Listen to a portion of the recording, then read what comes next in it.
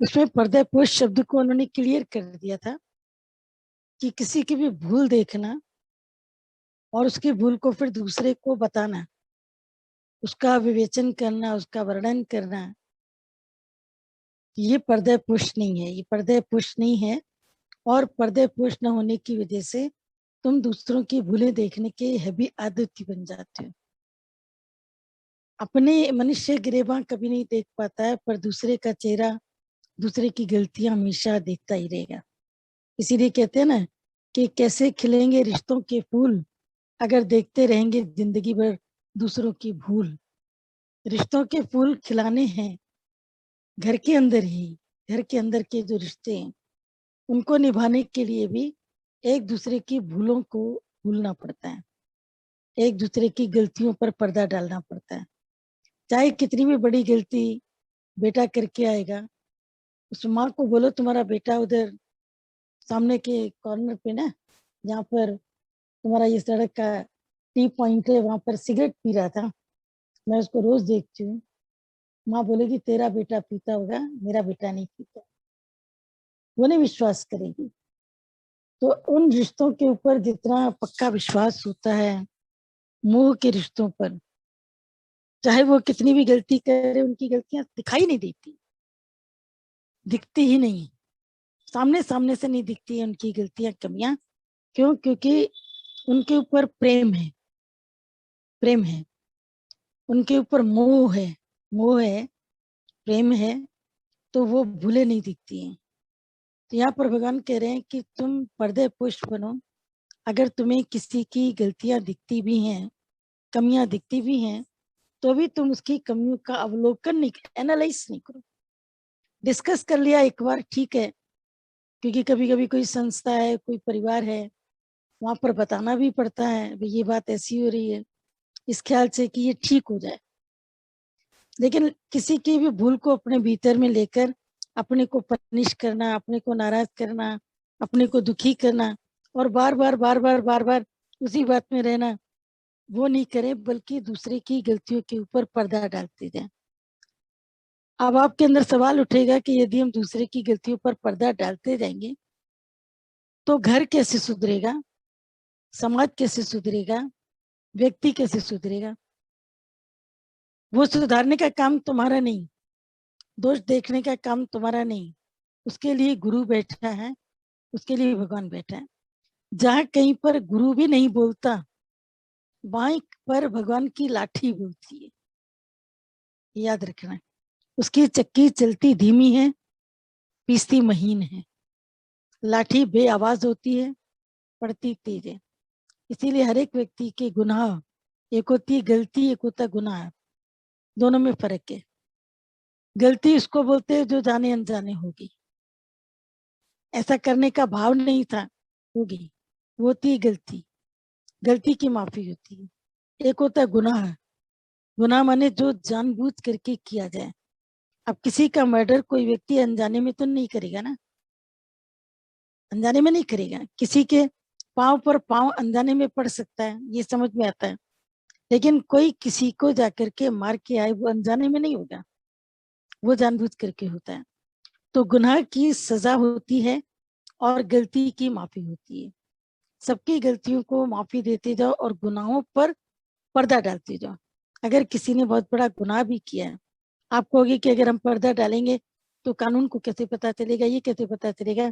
आपको मालूम है कि कभी भी आप अपनी लाइफ में प्रैक्टिकली देखना कि सड़क के ऊपर, हमने एक बार नहीं कई बार देखा है, क्योंकि हम लोग के घर के सामने स्लम एरिया पड़ता है। तो स्लम एरिया में बहुत सारी चीजें सामने होती रहती है, सामने सड़क पर दिखती रहती है। किसी एक लड़के का मर्डर हुआ, उसके सामने कई दोस्त थे, कई लोग थे, पर जिस वक्त में पुलिस आई और पूछा कि आप किसी को पहचानते हैं, बोला हमने देखा ही नहीं। क्योंकि उनको पता है कि अगर हम किसी से पंगा लेंगे तो वो मेरे साथ भी ऐसा ही करेगा। वो गलतियों के ऊपर भी पर्दा डाल देते अपने बचाव के लिए, अपने बचाव के लिए। और कभी कभी उनको पता है कि कानून के हाथ लंबे हैं, वो खुद ही पहुंच जाएंगे, और नहीं भी पहुंचेंगे तो हम अगर बता देंगे तो हम किसी मुसीबत में न पड़ जाए।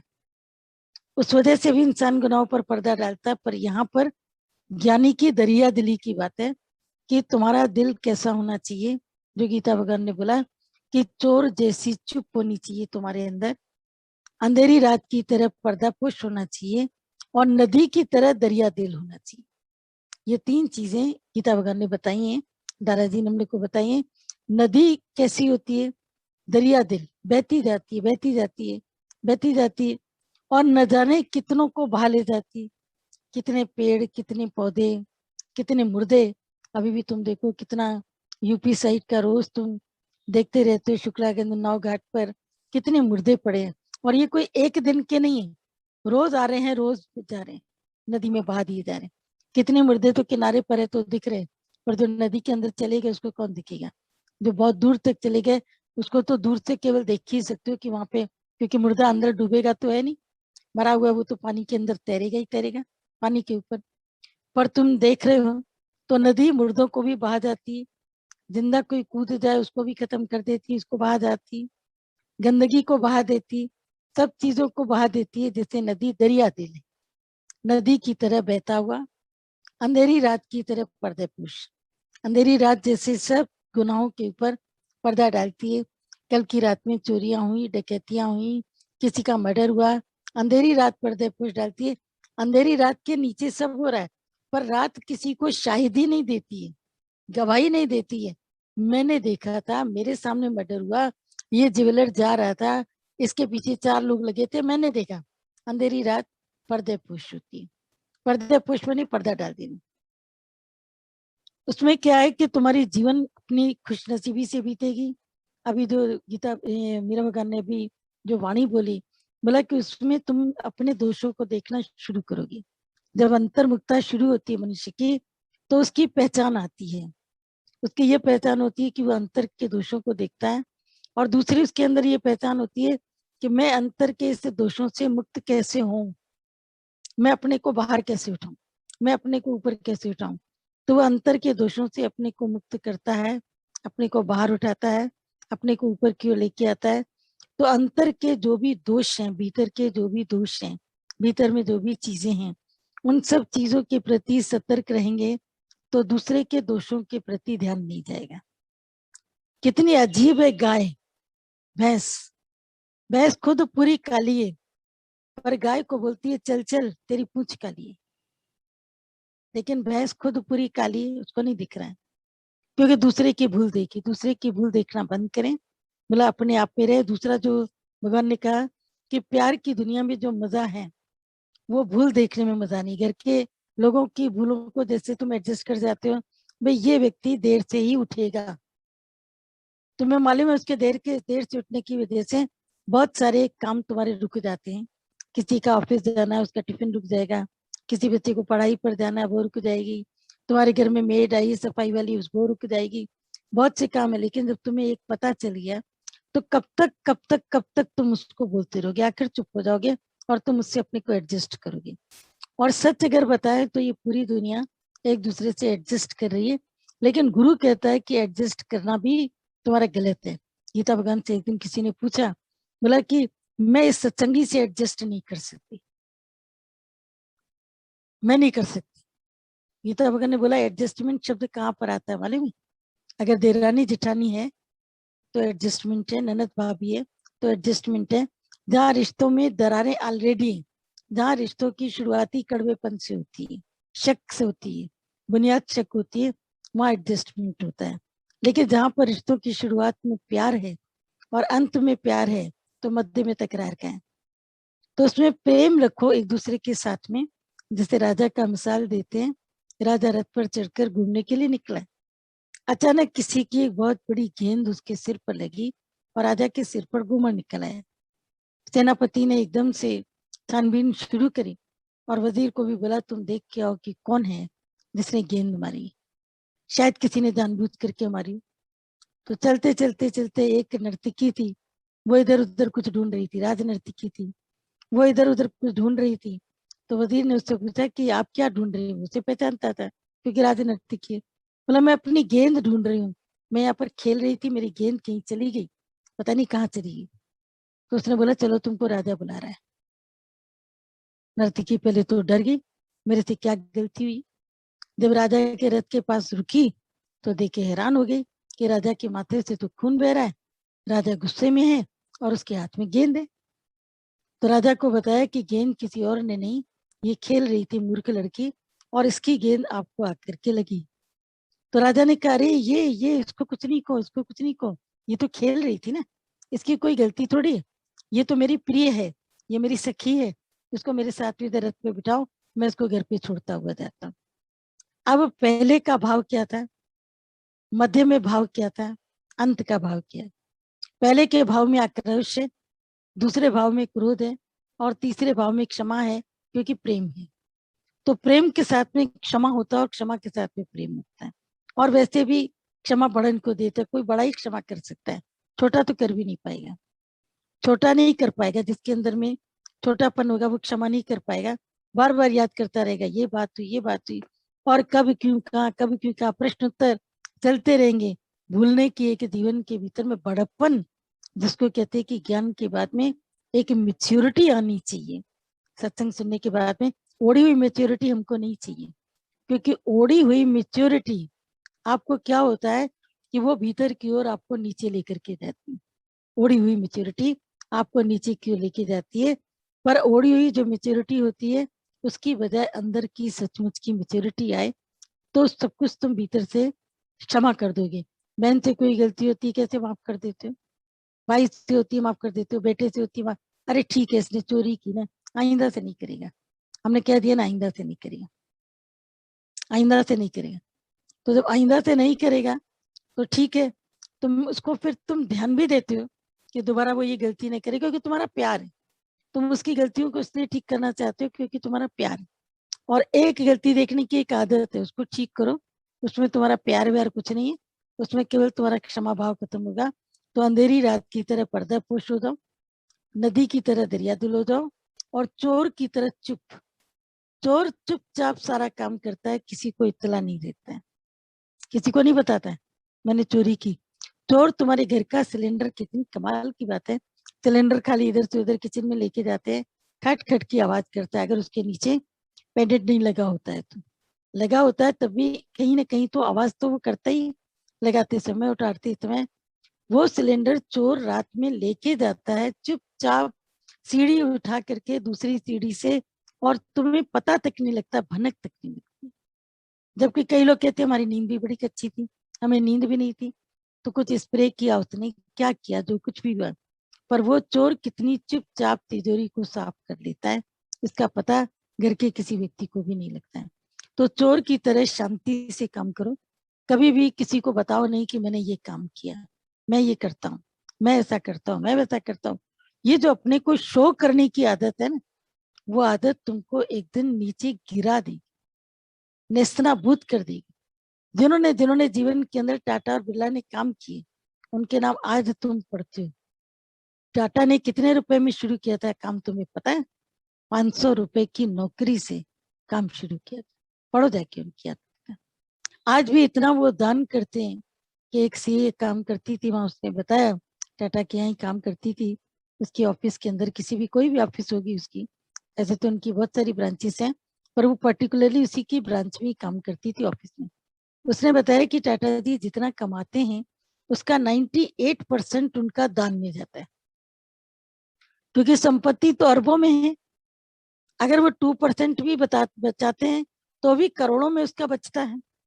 98% बालाजी मंदिर जा रहा है, बाके बिहारी जा रहा है, किसी गरीब संस्थान में जा रहा है, बच्चों की पढ़ाई, आईआईटी के बच्चे जिस वक्त में स्कॉलरशिप के लिए होते हैं, उनकी स्कॉलरशिप को भी ये ले लेते हैं, बोलते हैं 10 बच्चों की स्कॉलरशिप हम देते हैं, इनको पढ़ाते हैं, फिर उनको अपनी फैक्ट्री में ही अपनी काम में ले लेते हैं, उनकी क्वालिटी को, उनके प्रोडक्ट को वो अपने पास में ही ले लेते हैं, अपने आप में ही रख लेते हैं, और अपने आप में रख करके उसको वो आगे की तरफ लेके जाते हैं।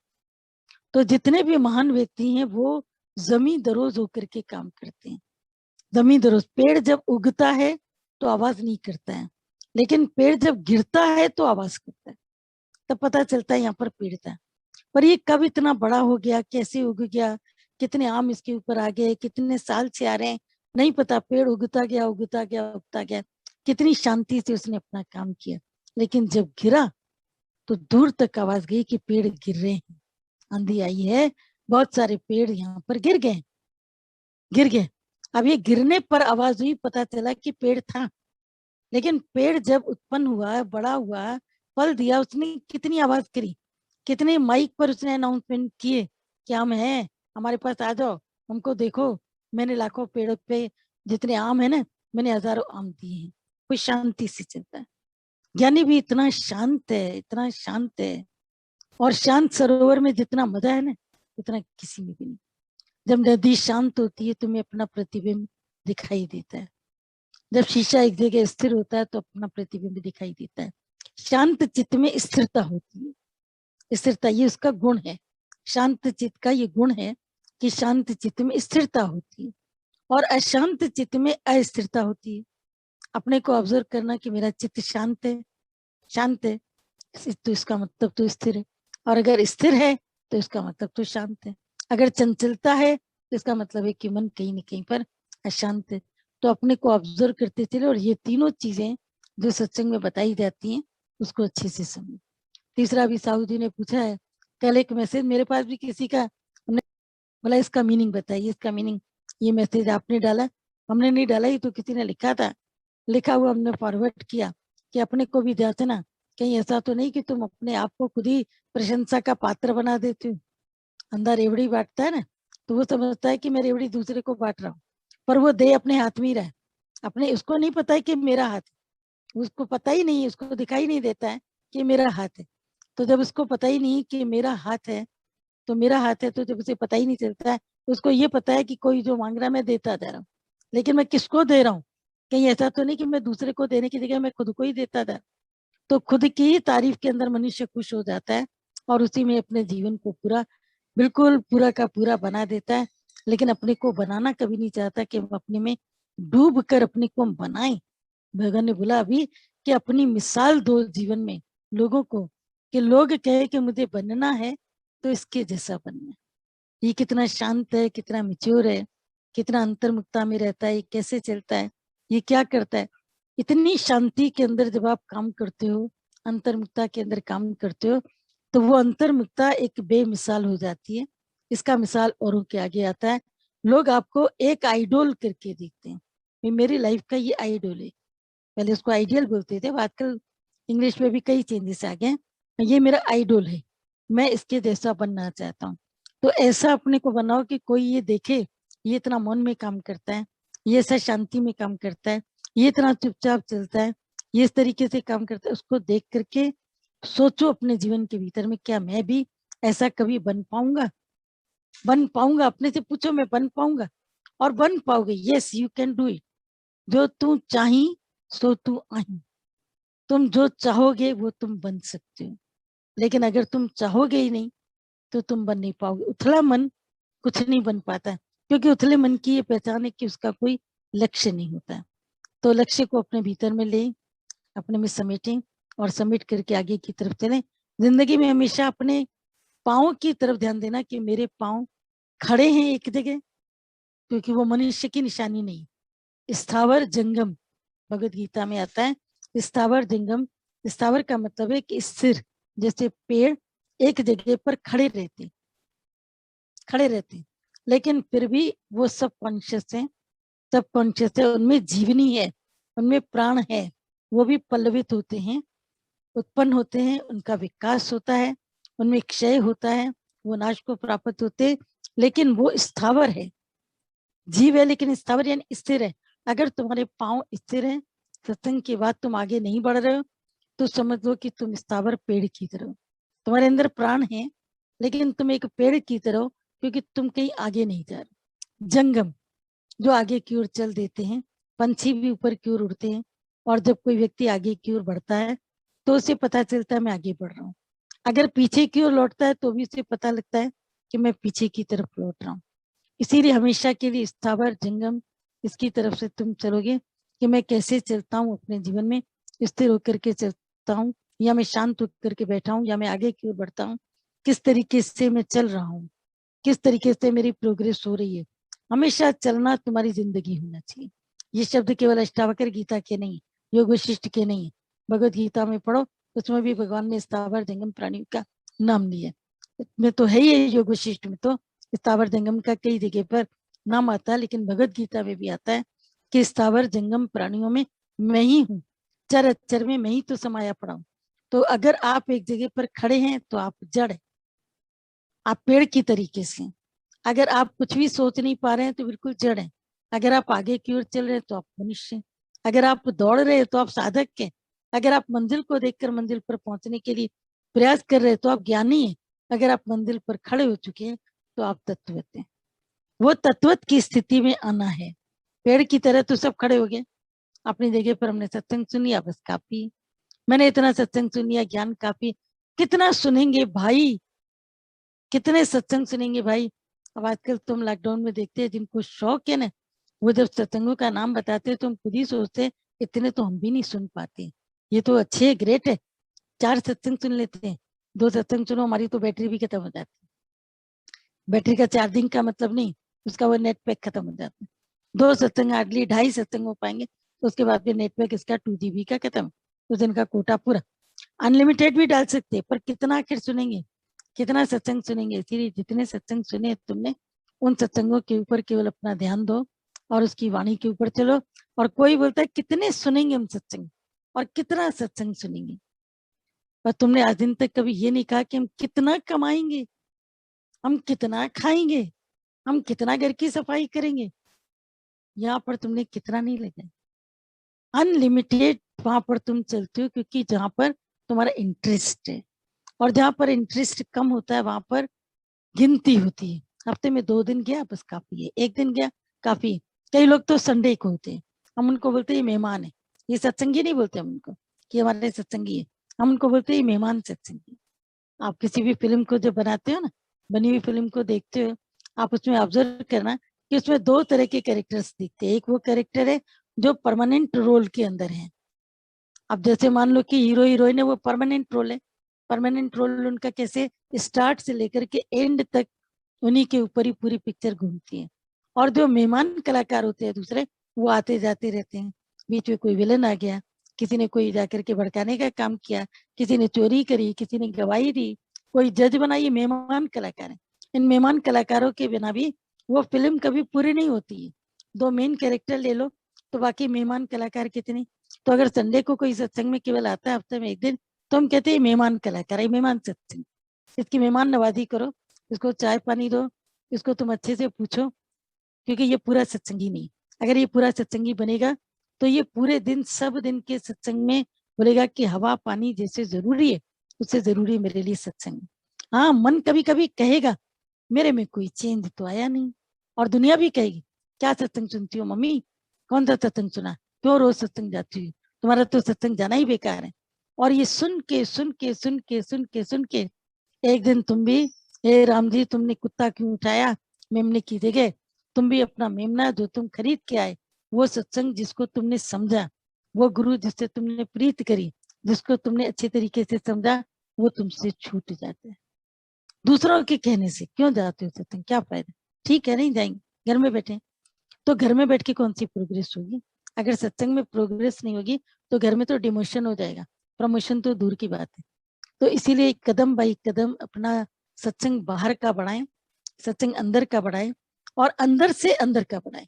3 तरह का, बाहर का सत्संग यानी सुनना, अंदर का सत्संग यानी मनन करना, अंदर से अंदर का सत्संग माने बिल्कुल भीतर में एकदम गुम होकर के अपनी सृष्टि के मालिक मैं खुद हूँ, मैं अपनी सृष्टि का मजा ले रहा हूँ। कहीं मैं कड़वा हूँ, कहीं मैं मीठा हूँ। एक ही धरती पर करेला भी है, नीम भी है, और शहद भी बनता है उसी धरती के पेड़ों से।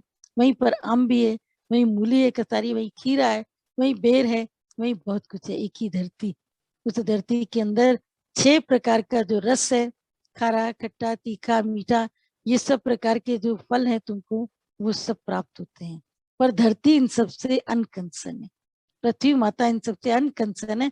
क्योंकि जो जैसा बीज बोएगा वो वैसा ही फल पाएगा, जो जैसा भाव जगाए सो तैसा ही फल पाए। भाव के जगाने की बारी है, भाव में भगवान होना चाहिए। और जिसके भाव में भगवान होता है, आप देखिएगा कि उसके अंदर कितने चेंजेस अंदर ही अंदर से, अंदर ही अंदर से, भीतर ही भीतर से आने शुरू हो जाते हैं। ये दादाजी की जीवनी चल रही थी, इसमें 18 नंबर है। कई लोग कह रहे कि दादाजी की जीवनी तो हमने पढ़ी है या हम पढ़ लेंगे, आप कुछ और था शुरू करिए। अब ये दादाजी की जीवनी से भी तुमको बोरियत नहीं लगनी चाहिए। जब तक चल रही है 2-4 दिन चलने दीजिए, उसके बाद में देखा जाएगा कि क्या होना। और दादाजी की लाइफ को पढ़ के तो लगता है और पढ़े और ज्यादा, क्योंकि कितनी बार अपना लिखा ही, अपना पढ़ा, प्रूफ चेक किया है 3 बार, लेकिन जब पढ़ रहे हैं तो लगता है ये चीज तो मेरे को याद नहीं नहीं याद है। इसका मतलब है कि दिमाग के अंदर में सारी चीजें थोड़ी होती हैं, तो बार बार पढ़ने से वो चीजें दिमाग के भीतर जाती हैं। दादाजी का भगवान इसमें ये है। 18 नंबर टॉपिक है, पेज नंबर 54, जिनके पास पुस्तक है। अमीर गरीब एक समान। वे न अमीर देखते थे न गरीब देखते थे, सभी से एक जैसा व्यवहार करते थे।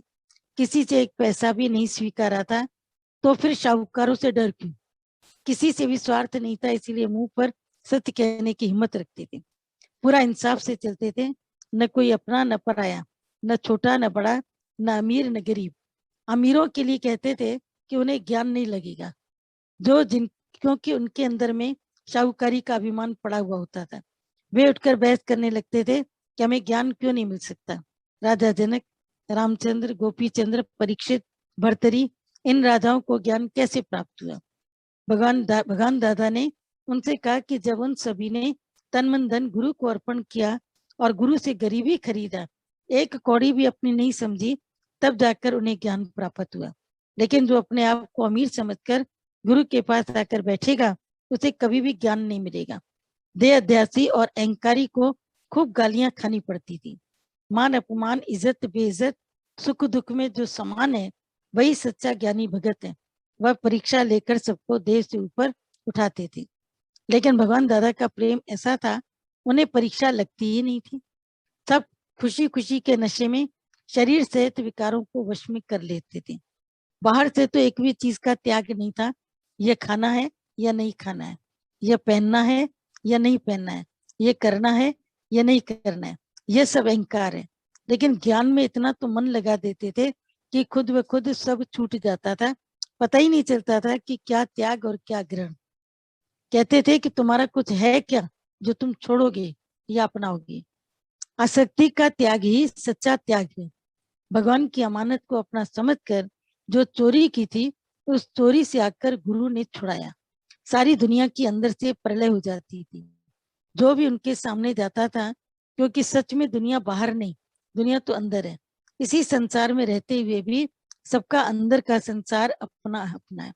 उनके वाइब्रेशन ऐसे थे कि जो भी उनके पास आकर बैठता, वह अंदर ही अंदर से पवित्र पवित्र पाक हो जाता। जवान लड़कियां भी उनके साथ बैठकर ऐसा महसूस करती थी कि दादा भगवान निर्विकारी, पवित्र और निष्काम है। वे कोई मामूली पुरुष नहीं है। इनके साथ बैठकर हमारा भी जीवन निर्विकारी, पवित्र बन गया है।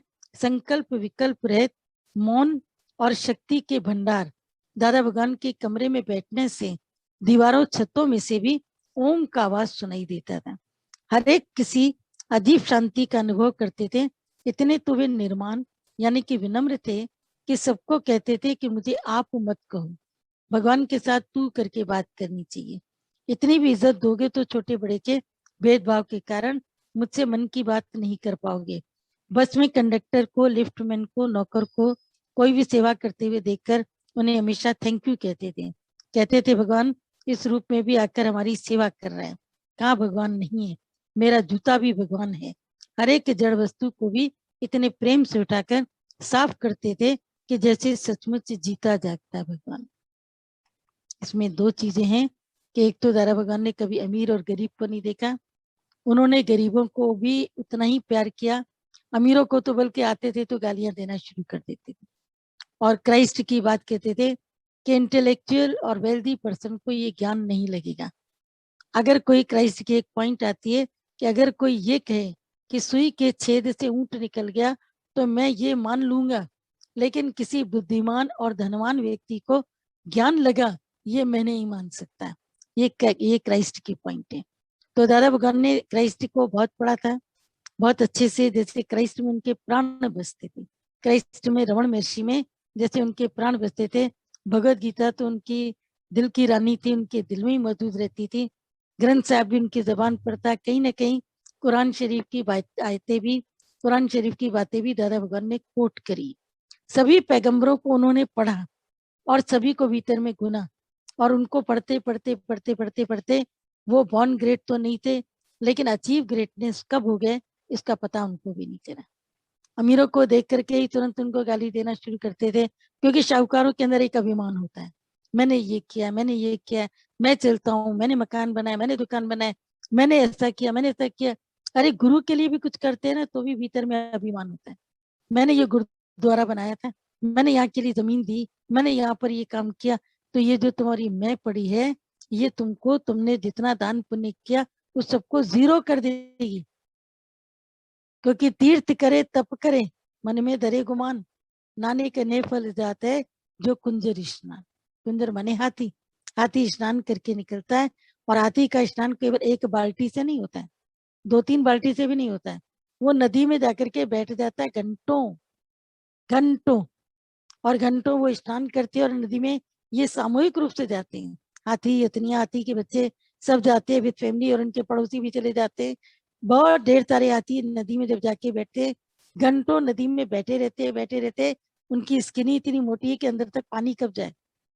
जब उनको लगता है कि अब ठंड लग रही है, अब उठो, वो बाहर आते हैं तो उनको लगती है ठंड, उनको लगता है जैसे पानी से बहुत हमारे ऊपर आ गया है, अब हमको अपने को सुखाना पड़ेगा। तो हाथी के लिए तो कोई तौलिया भी नहीं है, कोई चादर भी नहीं है जिससे हाथी अपने को सुखाए। तो वो अपने को सुखाने का एक काम करता है कि मिट्टी के ऊपर, जो सूखी मिट्टी कहीं भी देखता है या कहीं सूखी बालू होती है, वहां पर जाकर के अपने को लोट पोट कर देता है। उधर से घंटों स्नान करके आया, इधर से मिट्टी पर रोट पोट कर दिया। आपने अक्सर हाथी की पीठ के ऊपर मिट्टी के चिकड़े देखे होंगे, ढेर सारी मिट्टी, क्योंकि हाथी मिट्टी से अपने को सुखाता है। तो एक तरफ से नहाता है, दूसरी तरफ से अपने को मिट्टी लगाता है, एक तरफ से अच्छे काम किए और दूसरी तरफ से अपना अभिमान दिखाया, अपना अहंकार किया, और उसने ये दिखाया कि किस तरीके से मैं इतना काम करता हूँ, मैंने ये किया, मैंने ये किया। तो एक दिन परमात्मा तेरी मैं को निकालने के लिए बोलता है, अगर तू इतना अच्छा काम करता है ना तो अपने बच्चे की एक कटी उंगली तो बना के दिखाओ, उसकी आंख की रोशनी तो वापस ला के दिखाओ। तुम बोलते हो ना मैंने बच्चों को जन्म दिया, मैंने पाला पोसा बड़ा किया, तो कभी तो तुम ऐसा करके दिखाओ।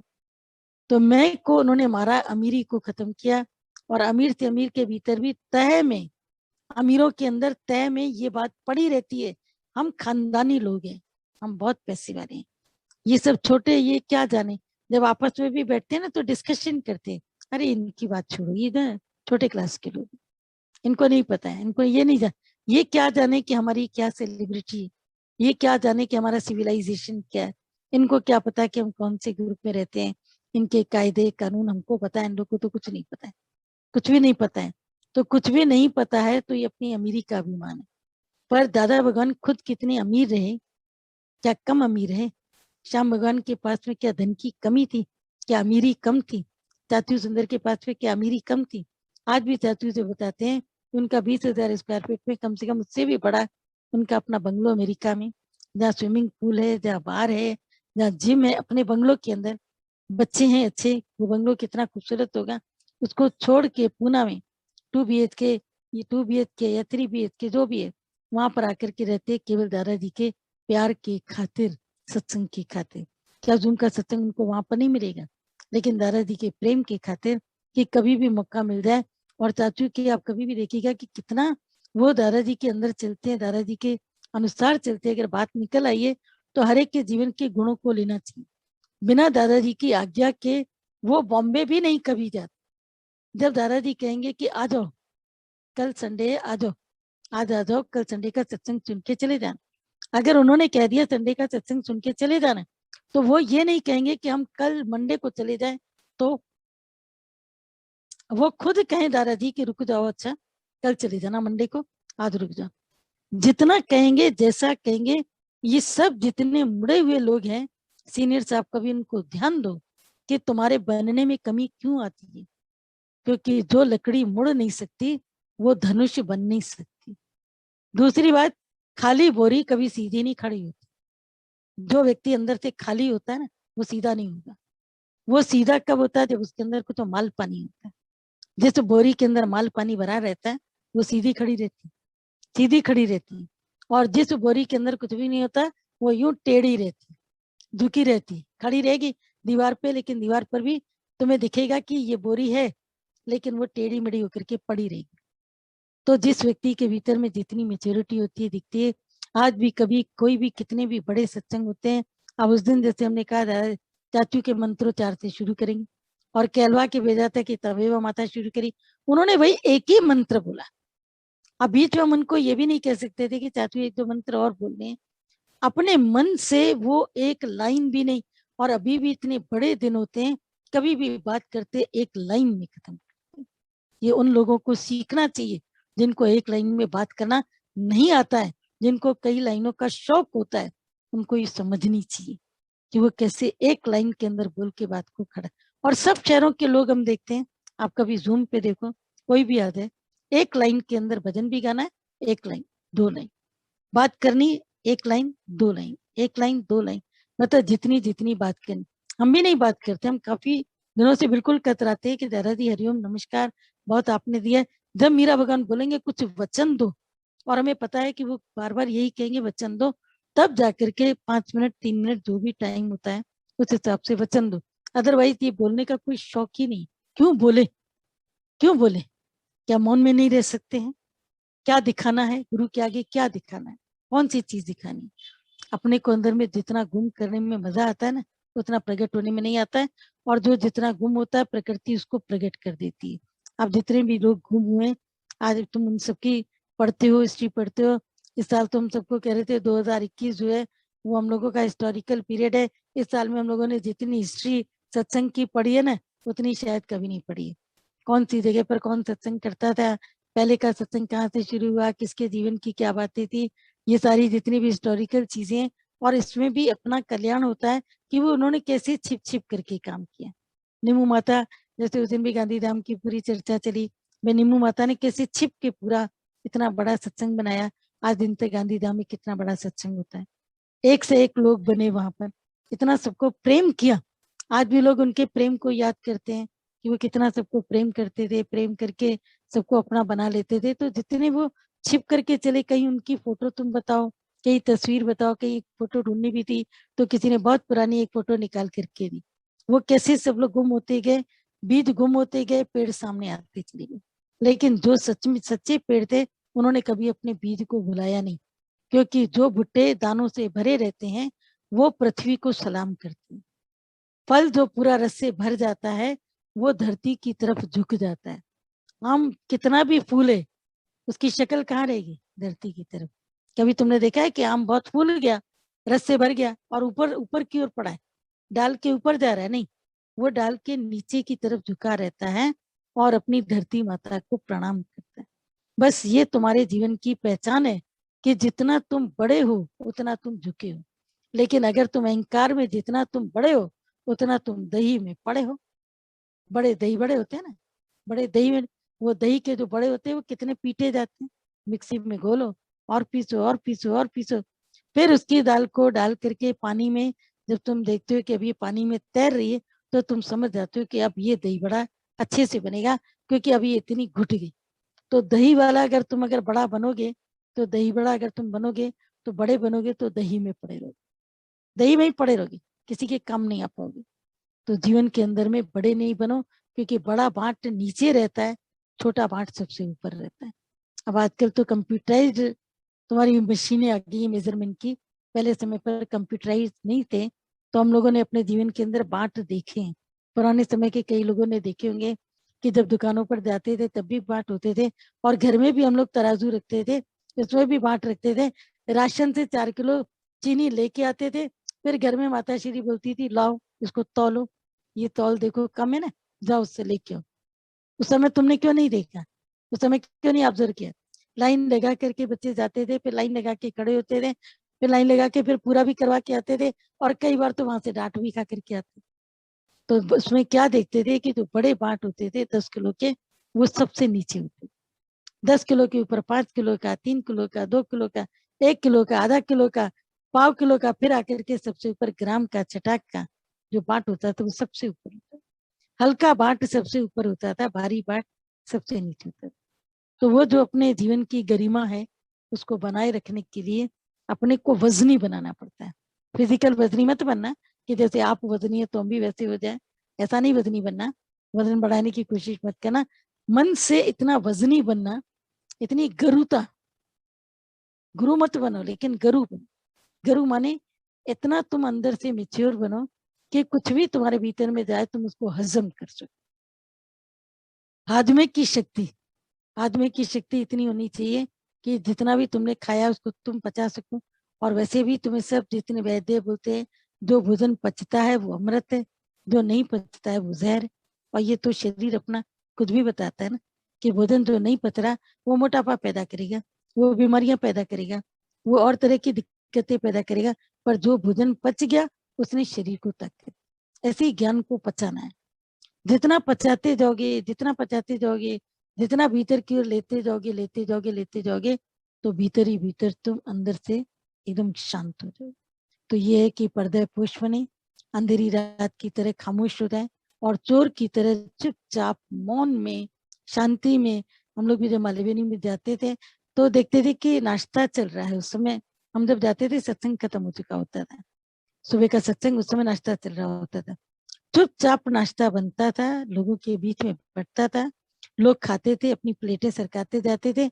ये नहीं कि जिसको प्लेट मिली तुम खाओ, तुम खाओ, तुम आओ, नहीं, एक शब्द कोई बात नहीं कर सकता। जिसको प्लेट मिली अपने पास रखो, दूसरे को मिलती जाएगी, या दूसरे को भी दो। तो शांति से, शांति से लोग अपना एक दूसरे की झूठी प्लेटें आते थे, ले लेते थे। ये नहीं कि कोई प्लेट देने के लिए तैयार ही ना हो, नहीं नहीं हम अपने आप उठा रहे हैं, हम अपने। दूसरों का कितना तुमने डिस्टर्ब किया ये देखा। शांति में, शांति से, बड़े से बड़ा व्यक्ति भी अगर कोई आ जाता था तो उसके लिए कोई खड़ा नहीं होगा कि कुर्सी देनी, कुर्सी देनी, कुर्सी देनी। चंचलता, ये सब चीजें चंचलता है। वो आ गया है कहीं पर भी आके बैठ जाएगा, क्या हुआ? अगर वो बड़ा भी है, अगर उसको लेट हो गई है तो कोई पहले का व्यक्ति जो पीछे बैठा है शांति से अपनी कुर्सी सरका देता था और वो भी शांति से आकर के नीचे बैठ जाता। ये नहीं कि 8 लोग मिलकर के खड़े हो गए, भी वो खड़ा हो गया, वो खड़ा हो गया। सब चंचलताएं, ये महीन वाली चंचलताएं कभी ऑब्जर्व करना कि सबके अंदर है, सबके अंदर है। इतनी चंचलताएं हैं, इतनी चंचलताएं कि एक एक चंचलता के ऊपर तुम्हारे मार पड़े ना तो तुमको समझ में आए कि वाकई ये चंचलताएं बहुत बड़ी। तो इसीलिए चंचलताएं जितनी भी भीतर की है उनको शांत करो। जब गुरु की वाणी चलती है, सत्संग चलता है, उसके भीतर में इतनी शांति से रहो, इतनी शांति से जैसे तुम बिल्कुल मरे पड़े हो। अब मरा पड़ा हुआ व्यक्ति कहाँ से चैट करेगा? जीवित व्यक्ति तो चैट करेगा, मरा पड़ा कहाँ से चैट करेगा? मरा पड़ा तो जब सत्संग शांत होगा, चुप होगा, तब वो आएगा सामने, बोलेगा मेरा ये प्रश्न है, मुझे मेरे प्रश्न का उत्तर दी। तो जीवित रहने के वाला का जो अंश है उसको सत्संग में आकर के अपने को डाई बिफोर यू डाई, अहंकार की मौत, मन की मौत, इच्छाओं की मौत। अंदर में गुरु हमको कत्ले आम करता है। बाहर से तो चूंकि अभी दादा भगवान ने बताया ना कि किसी के भी कपड़े चेंज नहीं है, कोई साधु भगवा वस्त्र नहीं है, भोजन चेंज नहीं है, कोई राम नाम की माला नहीं दी हुई है, कोई जपने के लिए कुछ भी तुमको कहा नहीं गया, कोई भी चीज नहीं कही गई। लेकिन फिर भी आपने ये चीज देखी है कि कुछ ना होते हुए भी चाहे तुम किसी भी तरह के कपड़े पहनो, लेकिन गुरु आसक्ति भी निकालता है, आसक्ति निकालता है, तुम्हारे अंदर की आसक्ति को निकालता है। क्यों? क्योंकि अगर तुम आसक्ति रखोगे तो कल को कभी तुम्हें अगर सफेद कपड़े किसी कारणवश पहनने पड़ गए तो तुम अपने कपड़ों को देख करके दुखी होगी। अब ये कपड़े कौन पहनेगा?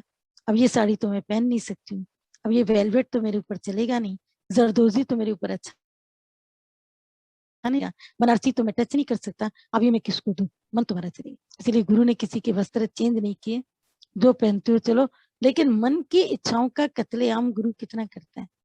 तो लोग समझते हैं कि गुरु के पास में मौज करते हैं, भजन चल रहा है, कीर्तन चल रहा है, प्ले चल रहा है, यहाँ पर तो वीडियो दिखाया जा रहा है, यहाँ पर तो ये हो रहा है। ये तुम्हें दिखाई देता है, लेकिन भीतर जो कत्लेआम चलता है अहंकार का, ये पता उसको ही चलता है जो गुरु के आगे खड़ा है अपना सिर लेके कि गुरु जी आशीष दे। तो गुरु जी भी बोलते हैं कि आशीष दे। तुम बोलते हो गुरु से, गुरु जी आशीष दे, तो गुरु भी तुम्हें कहता है आशीष दे। आओ और अपना शीश दो, अपना शीश दो, अपना सिर दो। क्योंकि एक शीश दे हरी मिले तो गले आसान, और लाख शीश दे हरी मिले तो भी सौदा सस्ता जान। तुमने एक सिर गुरु को दिया, तुम्हारा काम हो गया, गुरु ने अपना लिया, बहुत आसानी से काम हो गया। लेकिन यहाँ तो लाखों के सिर कुर्बान करने पड़ते। लाखों कौन? जो मन के अंदर बैठे उनकी मौत करनी पड़ती। गुरु जब उनसे छुड़ाता है ना, उनको छोड़ के निकलो। ऐसे कैसे छोड़ के निकल दे, अकेले कैसे छोड़ दे, घर कैसे छोड़ दे, घर बंद कैसे कर दे, ये बहू तो अभी नहीं है, इसको कैसे छोड़े, बहू को अभी ये दिक्कत है तो कैसे छोड़े, उसका बच्चा भी छोटा अभी, उसको कैसे छोड़े। सारे दिन भर किसी न किसी में तो फंसे पड़े। जब गुरु आसक्ति निकालता है, सत्संग ये भी थोड़ी सिखाता है, सत्संग तो प्यार सिखाता है, पर सत्संग ये भी सिखाता है कि कैसे सारे बंधन छोड़ के दोनों हाथ फ्री करके बैठो, ये भी सिखाता है। उसके लिए तैयार हो। आज तुम निकलने के लिए कहते हो, जाओगे कितने दिन जाओगे, 2 बार गुरु के पास जाओगे, साल में 1 बार जाओगे। हम तो कईयों को देखते साल में 1 आध बार भी निकले तो भी उनके लिए बड़ा मुश्किल होता है। इधर उधर निकल लेंगे, गुरु के पास नहीं जाएंगे। गुरु के पास इधर सीढ़ी पड़ती है, इधर पहाड़ी पड़ती है, इधर कमरे ठीक नहीं है, इधर इंडियन टॉयलेट है। अरे पैसा खर्च करो, जाकर के तुम्हें मिलेगा। ऐसी क्या चीज है, तुम्हें इंडियन टॉयलेट नहीं समझ में आता है, एक व्यक्ति को अपने साथ तैयार करो, जाके दूसरी जगह कमरा लेकर के रहो। अपना पैसा ही तो खर्च करोगे, इससे ज्यादा क्या होगा, इससे ज्यादा से ज्यादा क्या होगा। तुम्हें टैक्सी नहीं सूट करती है, तुम ट्रेन नहीं सूट करती है, तुम फ्लाइट से तुम जाओ, इससे ज्यादा क्या होगा। लेकिन मन न जाने कितनी चीजों को पकड़ के बैठा रहता है। आज चाहे तुम 2 साल से नहीं निकले हो, फिर भी जब निकलने का टाइम आएगा, फिर वही बहाने, फिर वही मन, फिर वही बातें। जिनको जाना होता है वो कोई चीज नहीं देखते, न दिन न रात, न आंधी न तूफान, न ट्रेन न बस, न हवाई जहाज न टैक्सी, उनको जो रास्ता मिलता है वो निकल जाते। ये अपने अंदर की प्रीत की तुम परीक्षा लेना, कि टाइम तुम्हारे प्यार की परीक्षा ले लेता है, कि प्यार कितना गहरा और प्यार कितना ठहरा। ठहरे हुए पानी में काई होती है, चलते हुए पानी में कभी काई नहीं जमती। Rolling stone gathers no moss. जो पत्थर रुलते रहते हैं, इधर से उधर उनको पटका जाता है, उनके ऊपर कभी काई नहीं जमती है। यूपीआई अच्छे से समझ सकते हैं कि उनके घरों में सिलबट्टा होता है, सिलबट्टा। और सिलबट्टे की जो चटनी बनती है ना, उसका तो मजा ही कुछ और होता है। पहले हम भी चलाते थे, और वाकई उसका जो टेस्ट होता था, ये मिक्सी की चटनी कोई नहीं, उसके आगे रहती ही नहीं, मजा ही नहीं, मजा ही नहीं। जो उस समय ठंडाई कूटते थे उसमें सिलबट्टे पर, अभी खसखस पीसी बादाम पीता, उसका जो मजा होता था, वो दोपहर में जब पी के सोते थे तो शाम को 6 बजे आँख खुलती, ऐसी गहरी नींद आती थी। दिन की नींद भी अच्छी आती थी, रात की भी अच्छी आती थी। वो सिलबट्टा चलता रहता था, चलता रहता था, तो उसके ऊपर कभी भी काई नहीं जमती थी। लेकिन जो एक ईंटा किनारे पड़ा रह जाता था, उसके ऊपर पानी पड़ता रहता था, थोड़े टाइम बाद देखते थे इसके ऊपर काई जम गई, काई जम गई। तो रोलिंग स्टोन, जिस पत्थर पे घर्षण होता है, जिस पत्थर पर रगड़ होती है, उस पत्थर पर काई नहीं जमती। मन जो गुरु के प्यार में भीगता रहता है, जिसमें ज्ञान का घर्षण होता रहता है, उस पर माया की काई कभी नहीं जमती। जो कहीं ना कहीं पर रुक जाता है, स्थिर हो जाता है, खड़ा हो जाता है, उसके ऊपर फिर तुमको काई दिखाई देगी। तो अपने को, ये व्यक्ति को खुद ऑब्जर्व करना पड़ेगा, कोई दूसरा तुमको नहीं बता पाएगा। अपने मन की गति का पता जो तुम्हें चलेगा, वो कोई और नहीं पहचान पाएगा। गुरु पहचान भी लेगा तो भी तुमसे कुछ नहीं कहेगा। क्यों कहे, जब तुम्हें पूछना नहीं तो उसको कहना नहीं। तुम पूछोगे तो बताएगा, मेरी क्या गलती है बताएगा, मैं कहाँ कम हूँ बताएगा। तुम बोलोगे मैं कहीं से कम नहीं हूँ, मैं ठीक हूँ, बोलेगा ठीक है, एक टोपी वो भी पहना देगा, जाओ और अपने अहंकार में पढ़ो। क्योंकि उसको पता है एक दिन तेरा अहंकार तुम्हें ले डूबेगा। जितने पत्थर तुम अपने पंखों के नीचे बांधते जाओगे, तुम्हारे पत्थर तुम्हें उड़ने से नीचे रोक देंगे, और हो सकता है पंख ही कट जाए। पत्थर बांधते जाओ, चिपकाते जाओ पंखों के नीचे, रोज एक नया पत्थर, रोज एक नया पत्थर। पंख उड़ तो न सकेंगे, लेकिन कट जरूर जाएंगे पत्थरों के बाहर से। तो इसीलिए गुरु अहंकार की पहचान दे देता है, इच्छाओं की पहचान दे देता है, क्रोध की पहचान दे देता है। आगे इनको कैसे वश में करना है, पीछे भी किसी ने लिखे भेजा था कि विकारों का अधिकार, अब आज तो नहीं चल पाएगा, लेकिन जरूर आगे कभी न कभी पॉइंट भी चलेगा कि विकारों का अधिकार कैसे होना चाहिए, कैसे करना चाहिए। और इसको ये कौन बताएगा विकारों का अधिकार कैसे होना चाहिए। अब एक एक सत्संगी कोई ना कोई निरिच्छा, निरिच्छा बने। क्रोध पर अधिकार यानी दूसरों के प्रति क्षमा भाव, दूसरों को क्षमा करेंगे तो क्रोध नहीं आएगा। लोभ, लोभ के ऊपर अधिकार, लोभ माने उसका विपरीत उदार चित्त। लोभ माने पदेशी मूड, उदार चित्त माना जो वस्तु मेरे पास है उस पर सबका अधिकार है, एक मेरा नहीं। उदार चित्त होकर के अपना घर परिवार गाड़ी जो भी है, उदार चित्त होकर के सब उसका उपयोग करें, केवल तुम्हारे उपभोग में वो वस्तु ना आए। उसमें लोभ में उदार चित्ता होनी चाहिए। जो कुछ तुम्हारे पास है उसमें उदारचित होकर सबके लिए उसका इस्तेमाल करो। मोह, मोह की जगह पर प्रेम करो। अहंकार, अहंकार की जगह पर नम्रता करो। ये 5 चीजें चली थी कि अपने विकारों पर अधिकार हो। सबने जितना जितना भी बताया अपनी अपनी जगह पर राइट और अच्छा बताया। पर लोभ करे गुरु के वचनों का, मोह करे गुरु से, और अहंकार करे तो शुद्ध सात्विकी क्रोध करें। लेकिन क्रोध करे और कंट्रोल में करें, ये एक ऐसी बात है जहाँ पर जबरदस्ती क्रोध करना ही पड़ेगा। अब एक ऑफिसर की कुर्सी पे बैठा है और उसके जो सामने के नुमाइंदे हैं वो गलत गलत काम कर रहे हैं, तो कहीं ना कहीं तो उसको क्रोध करना पड़ेगा। लेकिन उसका क्रोध उसके कंट्रोल में है। वो आग के चित्र की तरह उसका क्रोध है। वो दिखाई दे रहा है क्रोध कर रहा है लेकिन नहीं कर रहा है। गुरु को भी कई बार क्रोध करना पड़ता है ऑब्वियसली। कभी गीता भगवान की वाणी सुनो, ऐसी वाणी चलती है जैसे लगता है कि बिल्कुल बरस रही है ऊपर से, जैसे तोप के गोले बरस रहे हैं सिर के ऊपर। और अगर गुरु क्रोध न करे तो जीवन कभी सुधरेगा भी नहीं। और गुरु के क्रोध को जो समझ जाए उसका जीवन सुधरने में टाइम भी नहीं लगेगा। तो इसीलिए उनके बस में हर चीज है, मनुष्य को भी अपने वश में रखना